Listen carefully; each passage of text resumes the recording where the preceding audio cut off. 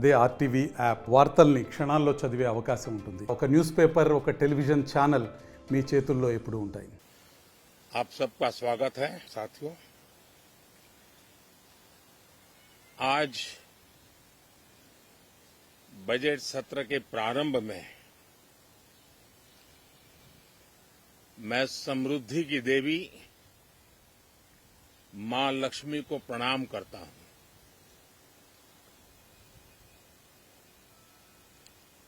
और ऐसे अवसर पर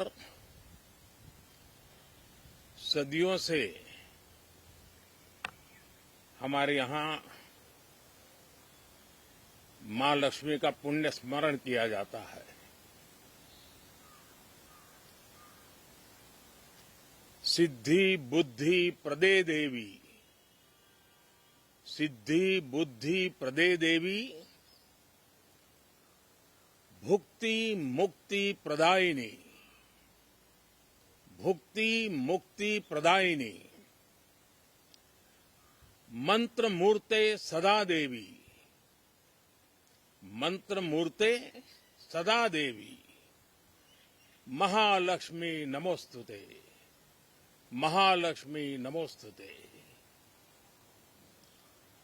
मां लक्ष्मी हमें सिद्धि और विवेक देती है, समृद्धि और कल्याण भी देती है। मैं मां लक्ष्मी से प्रार्थना करता हूं कि देश के हर गरीब एवं मध्यम वर्ग समुदाय पर मां लक्ष्मी की विशेष कृपा रहे। साथियों, हमारे गणतंत्र के 75 वर्ष पूरे हुए हैं।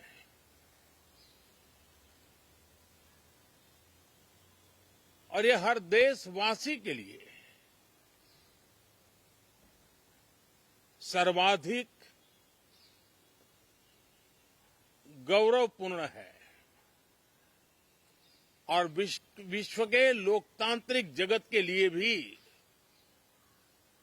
भारत का ये सामर्थ्य अपनी एक विशेष स्थान बनाता है। साथियों, ये देश की जनता ने मुझे तीसरी बार ये दायित्व दिया है और इस तीसरे कार्यकाल का ये पहला पूर्ण बजट है।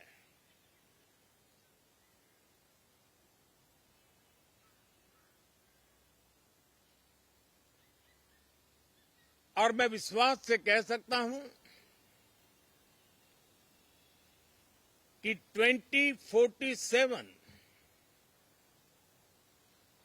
जब आजादी के 100 साल होंगे, विकसित भारत का जो संकल्प देश ने लिया है, ये बजट सत्र, ये बजट एक नया विश्वास पैदा करेगा, नई ऊर्जा देगा कि देश जब आजादी के 100 साल मनाएगा तब विकसित होकर रहेगा। 140 करोड़ देशवासी अपने सामूहिक प्रयास से इस संकल्प को परिपूर्ण करेंगे। तीसरे टर्म में हम मिशन मोड में देश को सर्वांगीण विकास की दिशा में, चाहे वो भौगोलिक रूप से हो, सामाजिक रूप से हो या आर्थिक भिन्न भिन्न स्तर के संदर्भ में हो, हम सर्वांगीण विकास के संकल्प को लेकर के मिशन मोड में आगे बढ़ते जा रहे हैं। इनोवेशन, इंक्लूजन और इन्वेस्टमेंट, ये लगातार हमारे आर्थिक गतिविधि के रोड मैप का आधार रहा है। इस सत्र में हमेशा की तरह कई ऐतिहासिक बिल पर सदन को चर्चा होगी और व्यापक मंथन के साथ वो राष्ट्र की ताकत बढ़ाने का काम करने वाला कानून बनेंगे।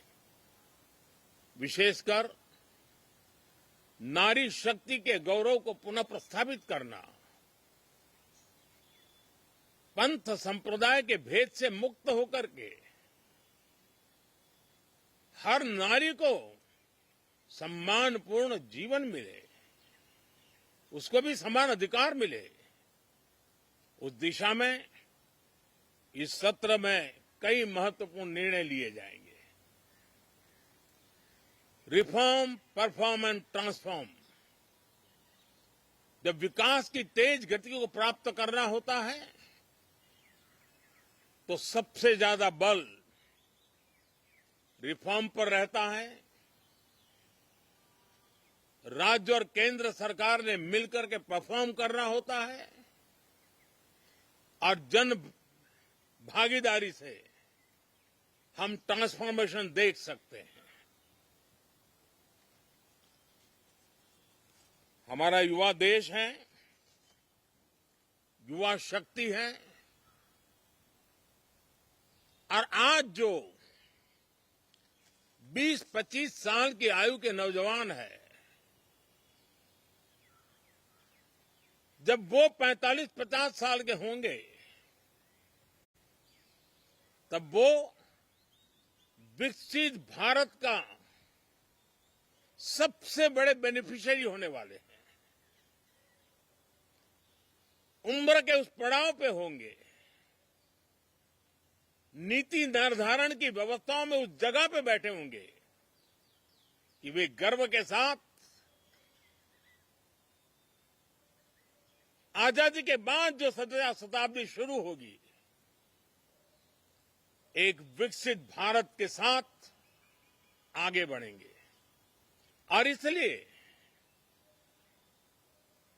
ये विकसित भारत के संकल्प की पूर्ति का प्रयास, ये अथाग मेहनत, आज जो हमारे टीनेजर्स हैं, हमारी युवा पीढ़ी है, उनके लिए ये एक बहुत बड़ा तोहफा बनने वाली है। जो लोग